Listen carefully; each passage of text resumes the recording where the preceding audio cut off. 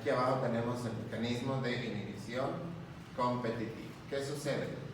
Tengo la enzima, tengo el sustrato, pero aquí yo tengo otro compuesto. Y este compuesto resulta... ¿Vos directo en la fiesta te vas a ir? ¿O qué fue? Entonces resulta que este compuesto está siendo capaz de unirse con la enzima, pero no se está uniendo en cualquier lugar, sino se está uniendo ¿dónde? ¿En qué región? En el sitio aquí. Y cuando hemos hablado un poquito sobre las características de las enzimas, hemos dicho que son muy específicas. Eso significa que no cualquier compuesto va a ser capaz de unirse con ella.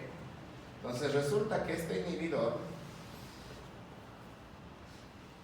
tiene, al menos en una parte de su estructura, características similares a la del sustrato. Es decir, se parece mucho al sustrato, es como un impostor que es capaz de unirse en el sitio activo de la enzima. Así que, ¿por qué se llama competitivo? Porque si yo tengo el sustrato y tengo el inhibidor, es como una competencia de quién se une primero con la enzima. Si el sustrato gana, ¿qué va a suceder? La reacción química va a ocurrir. Reacción y conversión del sustrato en un producto. Pero ¿qué pasa si gana el inhibidor? Si este inhibidor de tipo competitivo se une a la enzima, ¿qué va a suceder con la reacción química?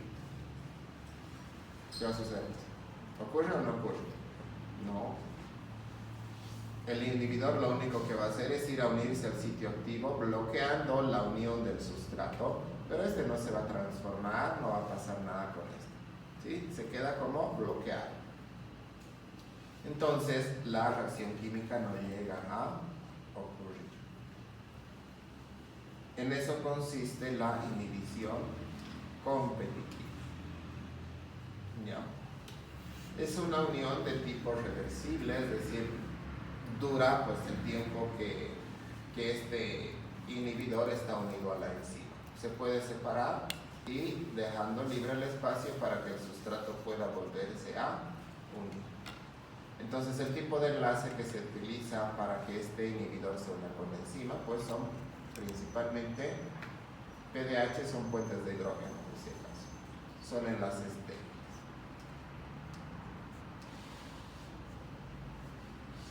Un ejemplo de inhibición competitiva sucede justamente en el ciclo de Krebs. En una de sus reacciones donde vamos de succinato hacia fumarato. ¿Y eso está en qué parte? Si nos fijamos acá, aquí está el fumarato y aquí está el succinato. Entonces aquí está justamente esa reacción. La enzima de esta reacción es lo que tenemos en el recuadro, la succinato deshidrogenasa, que lo que hace es convertir al succinato en fumarato, ¿verdad? Eso es lo que normalmente. Así que esta enzima tiene su inhibidor competitivo. Ese inhibidor competitivo, por ejemplo, es un compuesto llamado malonato. Por lo tanto, si el malonato se une a la enzima, ¿qué va a suceder? El succinato no va a ser transformado en fumarato. Entonces, ¿quiénes compiten por unirse con la succinato deshidrogenasa? ¿Cuál es el sustrato y cuál es el inhibidor? Pues eso les estoy preguntando.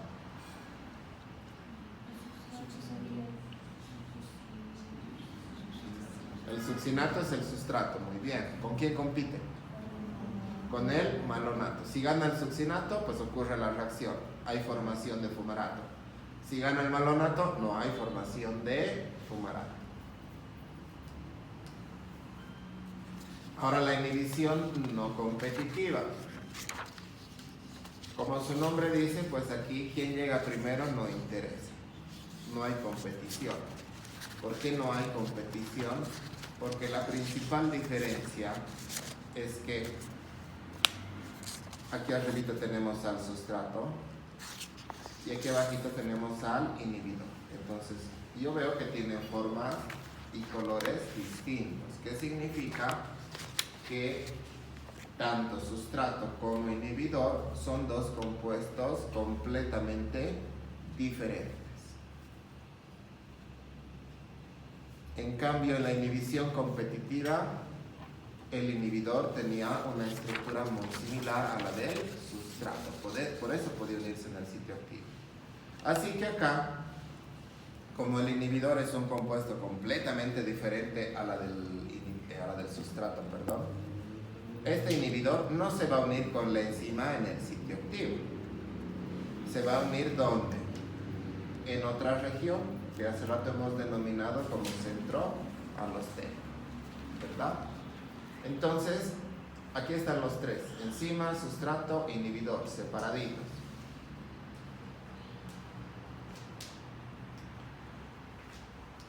¿Qué va a suceder? El inhibidor puede unirse a la enzima, y al unirse a la enzima puede provocar un efecto donde se modifique la forma del sitio activo. De esa manera se bloquea la unión del sustrato. Esa es una de las posibilidades. La otra es que el inhibidor se una con la enzima y al mismo tiempo pueda unirse el sustrato a la enzima, pero si el sustrato puede unirse a la enzima, ¿significa que la reacción química va a ocurrir? Sí, puede llegar a ocurrir, pero no a su ritmo normal, es decir, va a estar muy disminuido. Eso lo vemos acá. Hay dos tipos de inhibición no competitiva, ¿sí? La simple y la compleja. Entonces, aquí ¿qué vemos? Vemos a la enzima, su sitio activo. Aquí vemos al sustrato. Aquí vemos al inhibidor. Aquí está el sitio donde se va a unir, el centro alostérico. Entonces, ¿qué está sucediendo? Yo veo que aquí, ¿quién se ha unido? Se ha unido el inhibidor. Y ha logrado o ha provocado algún cambio sobre la enzima. Si yo me fijo el sitio activo, sí, o sea, la forma del sitio activo es diferente, ¿verdad? Eso que está representando de que el sustrato no va a poder unirse con la enzima. Acá tenemos otro. Entonces, ¿aquí qué me está mostrando? Aquí me está mostrando los productos, aquí me está mostrando el inhibidor unido a la enzima, el sustrato unido a la enzima. Entonces, en esta variación de la inhibición no competitiva, tanto el inhibidor como el sustrato pueden unirse a la enzima, pero resulta que la velocidad de la reacción química se va a ver afectada. Va a ser mucho más lenta, por lo tanto va a haber una formación de productos en menor cantidad, porque va a ser más lentito. ¿Ya? Esos son los dos tipos o las dos variantes que hay en la inhibición no competitiva. Así que a ver, ¿qué diferencias habría entre competitivo y no competitivo?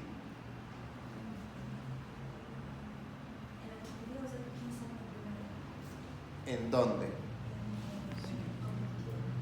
Claro, pero ¿quién se une primero a dónde? A la enzima, muy bien. ¿En qué parte de la enzima? En el sitio activo. ¿Competencia entre quiénes? El sustrato y el inhibidor. Muy bien. En cambio, en la no competitiva,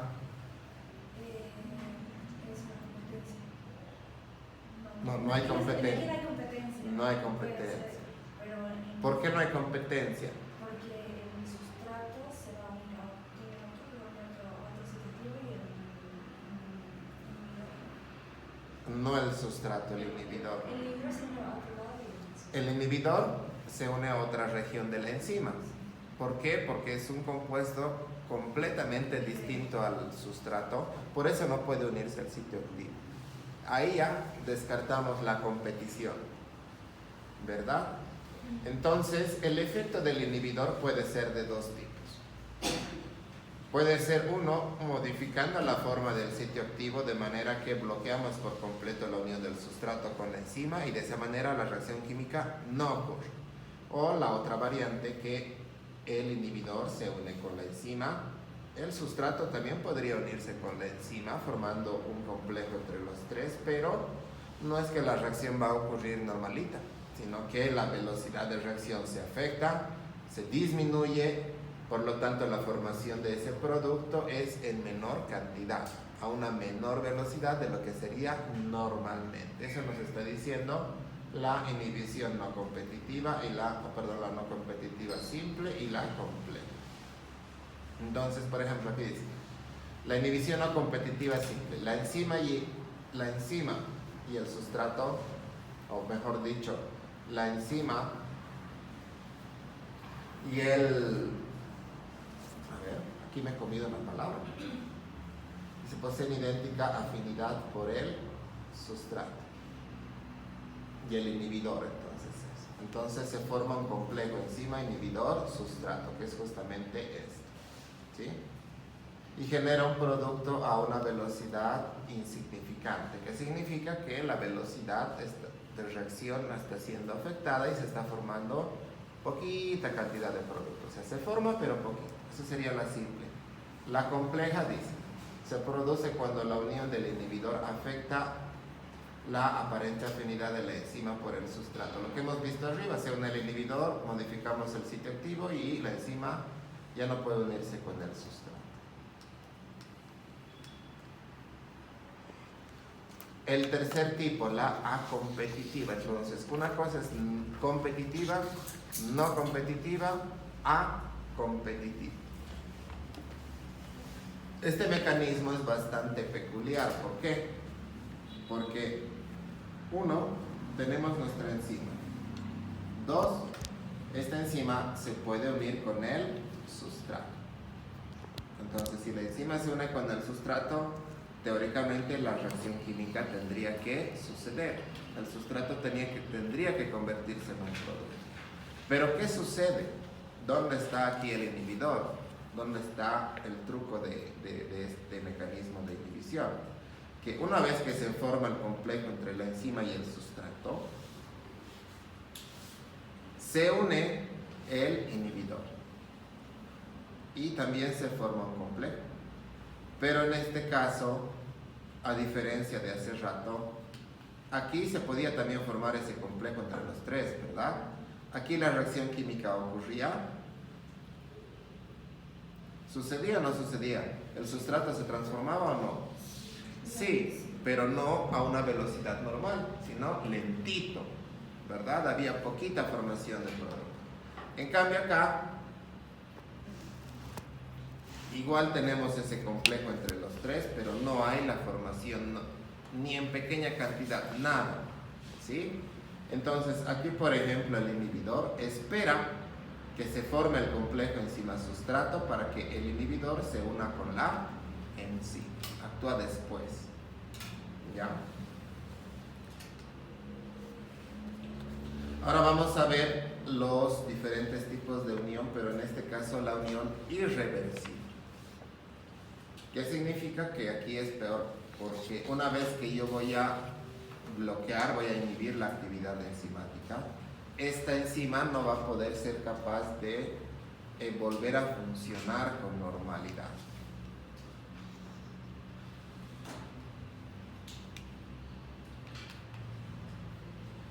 Entonces aquí está nuestra enzima, aquí está nuestro sustrato y aquí está nuestro inhibidor. Por lo tanto, aquí nuestro inhibidor se va a unir en el centralostérico de la enzima. Va a provocar una modificación permanente en la estructura de ese sitio activo, modificando grupos funcionales, etc. Por lo tanto, al modificarse esta forma de la enzima en su sitio activo, este sustrato nunca más va a poder unirse.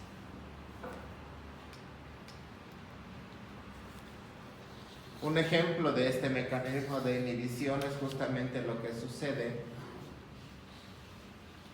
tras la exposición a unos compuestos que se llaman los organofosforados.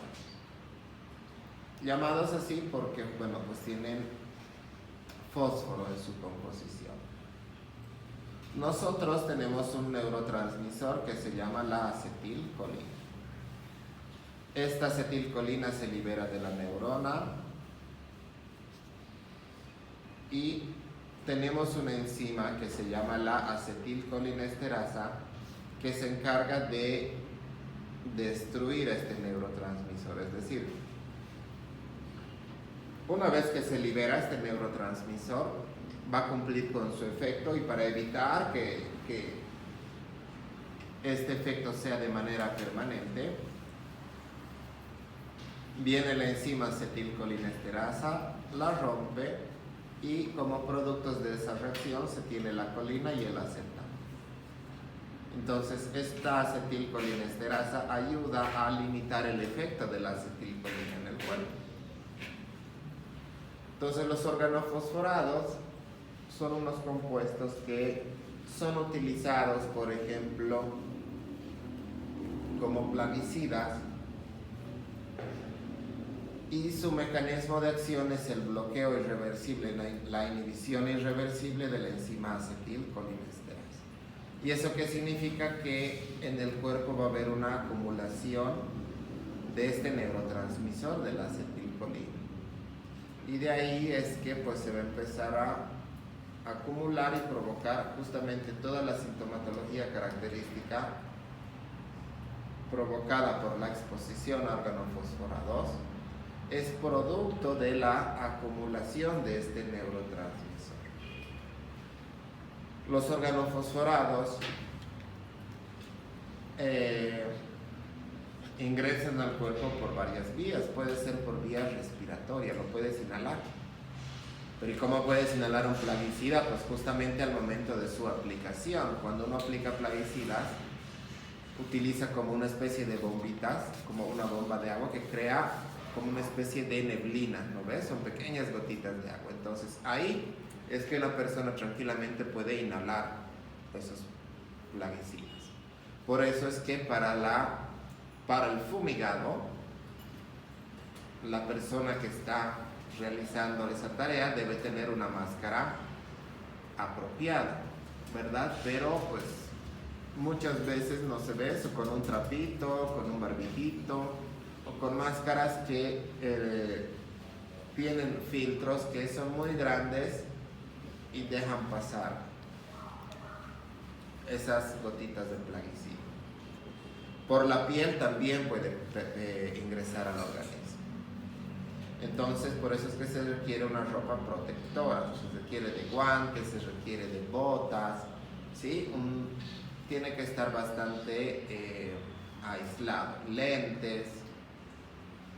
Pero es complicado vestir así cuando tú estás realizando esta tarea en un clima que está sobre los 30 grados, 32 grados, imagínate. Si apenas con tu polera, tu short y sandalias estás aguantando, imagínate estar así por varias horas. Entonces es un poco complicado porque uno se sofoca, no puede trabajar bien. De ahí es que pues a veces las personas no se protegen bien y terminan intoxicadas como producto de su trabajo. Otro ejemplo es lo que hace la aspirina. La aspirina sabemos que tiene un triple efecto, ¿verdad? Triple A. Es analgésico, antipirético y antiinflamatorio. Y tiene esos tres efectos justamente porque va a inhibir de manera irreversible a una enzima, que es la COX, o ciclooxigenasa, de ahí viene COX. Entonces, esta ciclooxigenasa en nuestro cuerpo forma parte de lo que sería la formación de prostaglandinas. Y estas prostaglandinas, cuando se forman, pues van a causar justamente, pueden causar dolor, pueden causar fiebre e inflamación. Entonces, se dan cuenta la relación entre los efectos de la aspirina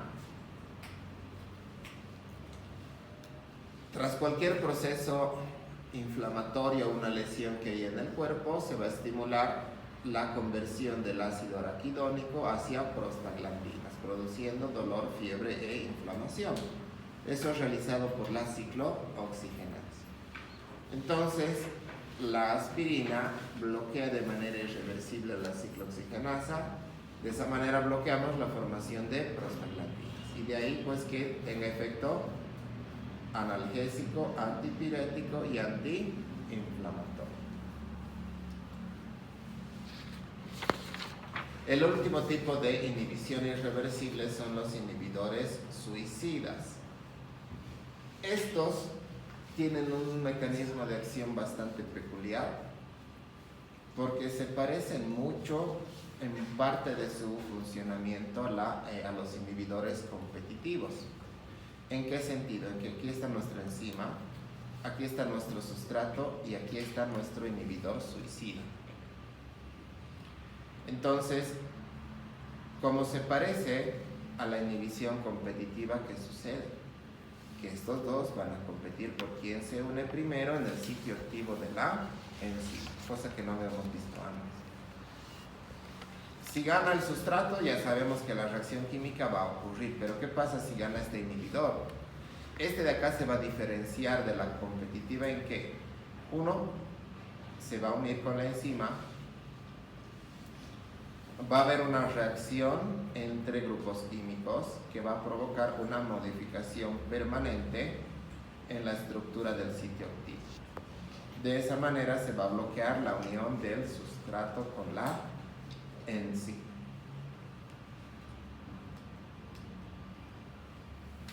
Ejemplo de eso es lo que hacen los beta-lactámicos. En micro seguramente los han traumado con antibióticos, ¿no ven?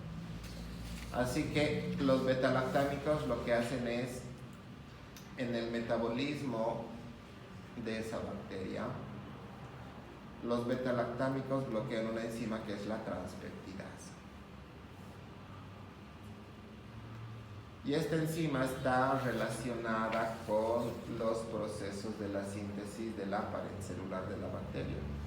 Entonces es como que bloqueamos una enzima responsable de una tarea tan crucial, por lo tanto vamos a influir de forma negativa sobre la formación de la pared celular bacteriana y la bacteria pues se va a morir de esa manera. Hace tiempo encontré o vi, aunque un poco tarde que les avise, pero no sé. Hay un esquema y un dibujo de los diferentes mecanismos de acción de las bacterias. Entonces te dibujan la bacteria y te señalan con flechitas, así con listas de qué antibióticos actúan sobre la pared, qué antibióticos actúan sobre el núcleo, qué antibióticos actúan sobre tal lugar. Entonces, un poco tarde avisarles, ¿no?, que existe eso. ¿O no? ¿O hay algunos que les gustó micro? Más que biopia. Y finalmente llegamos a la parte de la regulación enzimática.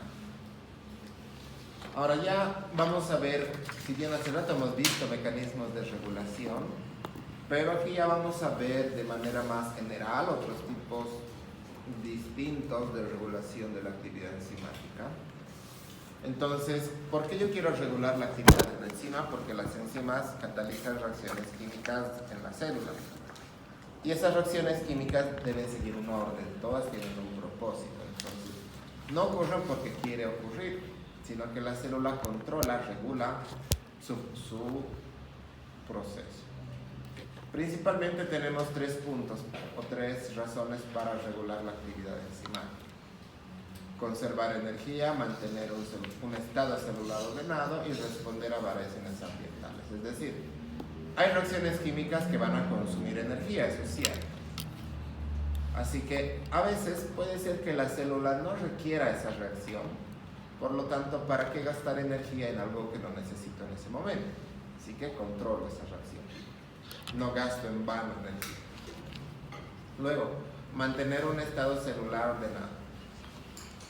Eso significa que es como que yo voy a mantener un balance entre mis sustratos, mis productos, para no gastármelo todo el sustrato, para evitar acumular mucho producto en vano, para evitar gastarme cofactores, coenzimas u otros compuestos que yo voy a necesitar para que ocurra una determinada reacción. Y responder a variaciones ambientales significa que puede ser que el cuerpo requiera producir un determinado compuesto. Entonces esa señal puede provenir desde afuera y la célula responde mediante la síntesis de ese determinado compuesto. O también puede ser que la célula que a la célula le llegue una señal de hay que evitar formar tal compuesto. Así que igual se va a controlar las rutas relacionadas con la síntesis de ese determinado compuesto. Así que ¿cómo hago eso de manera general? Principalmente por mecanismos de regulación alostérica. También existe la modificación covalente, que lo vamos a ver ahora. Y hay otros mecanismos que van más al efecto en la parte de la síntesis y la degradación de una determinada enzima. Es decir, es un mecanismo de control genético que va hasta el núcleo. Y eso se llama inducción y represión. Inducción significa que la célula va a aumentar la síntesis de una determinada enzima. Represión significa que se va a disminuir la síntesis de una determinada enzima. ¿Y cómo esto ayuda a controlar las reacciones químicas? Hay enzimas que duran días, semanas. Hay enzimas que pueden durar poquito tiempo, o sea que tienen una vida media bastante corta. Así que si yo quiero, por ejemplo, formar más de un determinado compuesto, una de las soluciones es que yo aumente la cantidad de enzima. Más enzima, voy a tener más producto. En el caso de la represión, el efecto es lo contrario. Si yo disminuyo la síntesis de una determinada enzima, las pocas que me quedan ahí funcionando en algún momento se van a destruir, así que no va a haber la cantidad de enzima suficiente para realizar esa reacción. Entonces aquí están todos los diferentes tipos de regulación enzimática. El alosterismo, que hemos descrito bastante, que es el que principalmente tienen que acordarse. La carga energética, la inhibición por producto, la inhibición o estimulación por cantidad de enzima, la modificación covalente, la acción hormonal, el volumen celular. Todos actúan al mismo tiempo, de distinta manera, y tienen como propósito regular la actividad de una determinada enzima. El alosterismo ya lo hemos hablado, tenemos dos tipos de alosterismo, el positivo y el negativo, favoreciendo o disminuyendo la afinidad de la enzima por el sustrato. Es una inhibición de tipo reversible. Ya hemos hablado del alosterismo positivo, de todas maneras ahí está. La enzima no puede unirse, fíjense, es incapaz de unirse al sustrato, pero por efecto del modulador, este se une. Modificamos la forma del sitio activo, ahora el sustrato puede unirse, ¿verdad? Pero ¿y si se separa el modulador? ¿Qué sucede? El sitio activo vuelve a su forma original y el sustrato ya no puede estar unido a la enzima. Entonces, la idea del alosterismo positivo, ¿cuál es? Favorecer la unión de la enzima por el sustrato. Alosterismo negativo, ¿qué sucede? La enzima puede unirse con el sustrato, pero viene el modulador. Este inhibidor lo que va a hacer es unirse con la enzima, provocando una modificación en el sitio activo, impidiendo la unión con el sustrato. Entonces, la idea central del alosterismo negativo: disminuir la afinidad de la enzima por el sustrato. Ya estos otros, de manera más general, la carga energética, que significa que todo depende de la cantidad de ATP que se tiene en la célula.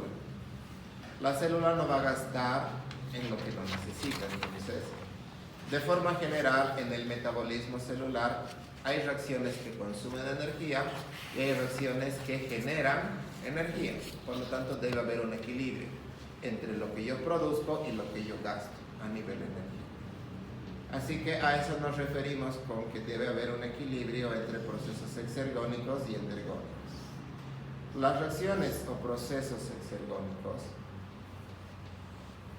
son aquellas que se caracterizan por la liberación de energía. ¿Sí? Y como un ejemplo de estas reacciones es la digestión, por ejemplo.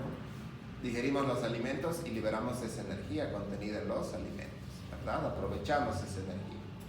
Las reacciones endergónicas son aquellas que cuando suceden absorben energía, gastan energía. Así que las reacciones energónicas pertenecen a lo que sería nuestro catabolismo y las endergónicas a lo que sería nuestro anabolismo. La inhibición por producto, de las más fáciles. ¿Qué entendemos por inhibición por producto? Bueno, en vano cambio quieren, pero bueno. ¿Qué se entendería por inhibición por producto? Suelti. ¿Qué entiendes? Deja de leer. O ya léelo y lo que entiendas.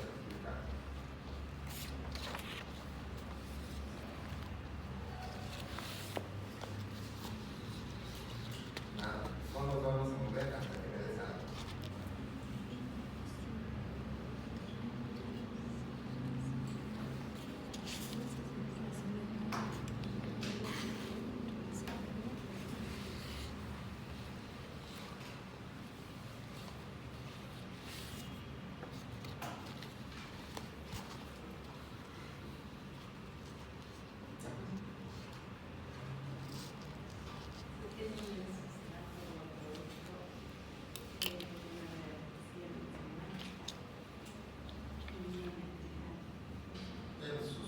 O el producto inhibe la actividad enzimal. Hay que pulir un poquito, a ver, ¿alguien más?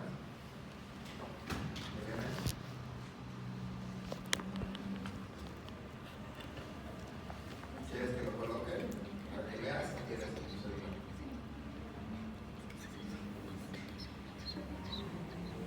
Con el nombre ya es más que suficiente. Inhibición por producto.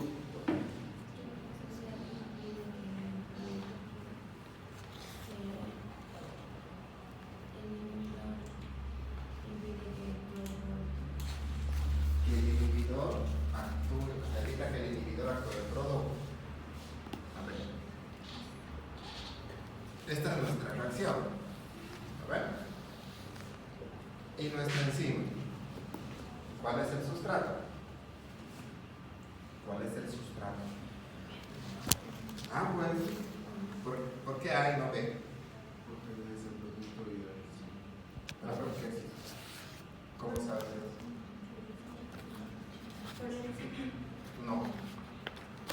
Por la flecha, pues. Es una flecha que está yendo en un solo sentido. Reacción irreversible. Este es el sustrato y este es el producto. Entonces, si dice inhibición por producto, ¿cuál es el producto de la reacción? Este. Entonces, ¿qué significa? Que este va a venir, se va a unir con la enzima y vamos a bloquear su acción. Entonces, hay muchas rutas donde el producto o uno de los productos, generalmente el producto final de esa ruta, actúa como inhibidor. Hay varios tipos de inhibición por producto y simplemente estamos viendo la idea general, ¿ya? Pero este mecanismo funciona ¿para qué? Para evitar acumulaciones de un determinado compuesto, es decir, hago toda una secuencia de reacciones y para evitar generar o acumular en gran cantidad algo que puede que en ese momento no necesite, justamente pues funciona este mecanismo de regulación. Inhibición o estimulación por cantidad real de enzima. Esto está en relación a la capacidad de crear enzimas. Entonces puede ser que en un momento determinado tenga una insuficiente cantidad de enzimas, es decir, yo requiero más de esa enzima para hacer más de esa reacción. Así que lo que se hace es favorecer o estimular su síntesis. una inducción enzima. El problema con eso es que tendríamos que crear las enzimas. ¿Y qué problema hay con crear las enzimas? Las enzimas van a ser proteínas. Y para eso requiero de aminoácidos. ¿Verdad? Tengo que hacer todo el proceso de la traducción y demás. Entonces, es un proceso que va a gastar energía, es un proceso que va a consumir sustratos, recursos, aminoácidos. Así que es un proceso que es energéticamente bastante costoso para la célula y que puede tardar tiempo, es decir, no es instantánea la síntesis de una determinada enzima. La regulación hormonal significa que yo puedo controlar y está relacionado con la capacidad de síntesis o el bloqueo de la síntesis de una determinada enzima. Entonces, muchas hormonas que van a llegar sobre una determinada célula, entonces van a mandar un efecto, un cambio, una señal al interior de la célula de esa hormona, provocando efectos de inducción o represión. Es decir, le van a decir a la célula, tienes que crear tal enzima o tienes que dejar de crear tal enzima. En el metabolismo del glucógeno, ¿recuerdan lo que les entregaba con la cascada del glucógeno, el efecto del glucagón? Eso es un mecanismo de regulación, ¿sí? El glucagón venía desde afuera, ¿no? El volumen celular. El volumen celular hace referencia a que en el interior de la célula debe haber un equilibrio, es decir, entre todo lo que yo tengo. Tengo que evitar gastármelo todo. Es decir, ¿qué pasa si esta mi enzima se emociona y se lo gastó todo este sustrato? Ya no hay sustrato. ¿Qué significa? Que ya no voy a poder crear este producto. Tiene que haber un balance entre lo que yo estoy creando y lo que yo tengo listo. Y no solo eso, las enzimas también requieren moléculas auxiliares para poder realizar esas reacciones. Requieren coenzimas, requieren cofactores, entonces también tiene que haber un equilibrio. Y el último, la modificación covalente, que significa que yo voy a modificar un poquito a esta enzima a través de enlaces covalentes. ¿Y cómo voy a hacer eso? Añadiéndole algo. Generalmente grupos funcionales a través de enlaces covalentes. Entonces, esa unión, es decir, se tiene la enzima y le voy a añadir a través de enlace covalente a un grupo funcional, etc. Eso es modificación covalente. ¿Y qué sucede con la enzima? Pues, dependiendo de la enzima, se tienen dos efectos. O la enzima se activa o la enzima se inhibe, como un interruptor. Si se dan cuenta, en todos los casos, ese es el desenlace. O activamos o inhibimos. O está prendido o está apagado como forma. Bueno, hay varias formas de hacer esto. La fosforilación, la dilación, uridilación, metilación y la ADP ribosilación. No nos vamos a detener nada más en la fosforilación. El resto es lo mismo, simplemente le cambias qué le estás añadiendo encima. La fosforilación, ¿qué significa fosforilación? Adición del grupo fosfato, ¿verdad? ¿Qué significa? Que a la enzima, el grupo funcional, le voy a añadir un grupo fosfato a través del enlace covalente. ¿De dónde voy a sacar el grupo fosfato? El ATP va a ser mi donador de ese grupo fosfato. Entonces, al ATP le quito un fosfato, va a salir de la reacción en forma de ADP. ¿Y dónde se ha ido el fosfato? Se ha venido a unir a la enzima a través de un enlace covalente. Y dependiendo de la enzima, hemos dicho el efecto, la podemos activar o la podemos inhibir. Ya está. Ahora, ¿en qué parte de la estructura de la enzima se une el ATP? No se va a ver a cualquier parte. Generalmente busca ciertos residuos. El primero, ¿cuál es el primero? Serina, inosina, histidina. Ya, el resto es lo mismo, solo que se va a cambiar lo que se está añadiendo, por eso lo voy a hacer un poquito más.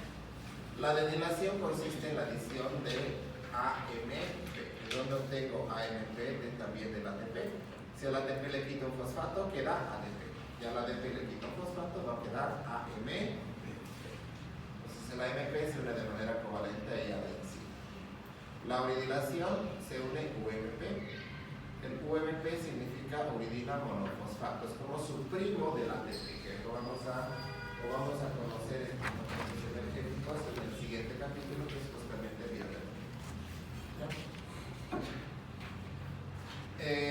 El UMP igual se une a los residuos de cirrosis. La metilación es la adición de un grupo metilo. Usualmente el donador de estos grupos funcionales es la metionina, que se encuentra, el aminoácido metionina, que se encuentra en una forma que se llama S-adenosilmetionina. Es como una forma activa de ese aminoácido. ¿Sí? S-adenosilmetionina. Bueno, y la ADP ribosilación es la adición de ADP ribosa a la enzima. Ya está. Bien, aquí hemos acabado entonces esta parte de enzimas. Un ratito les voy a dejar. 10 minutitos, tómense de